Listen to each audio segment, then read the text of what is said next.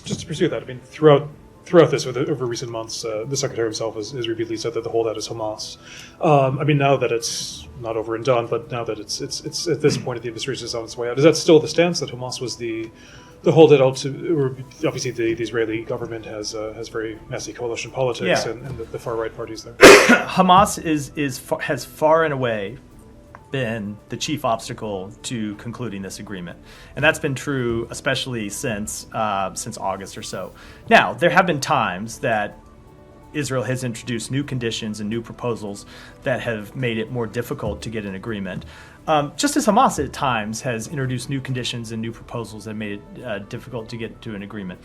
But that fundamentally is what a negotiation looks like. You expect parties in a negotiation to put forward proposals, and people can debate whether sometimes one side or the other overplayed their hand. There certainly have been times that we went to the government of Israel and said, we think that you are pushing too hard, and we want you to back down.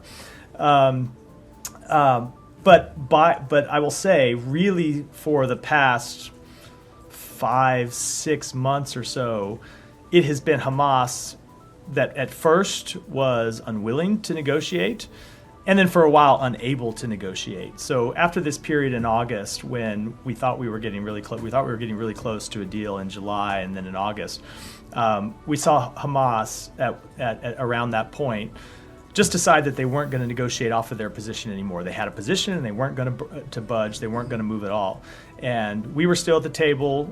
Israel was still willing to be at the table. Hamas wasn't.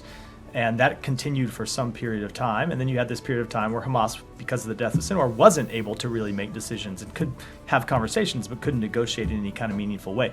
So when you hear us say that Hamas has been the prime obstacle to accepting the deal, that is very much what we have meant. It's very much been accurate.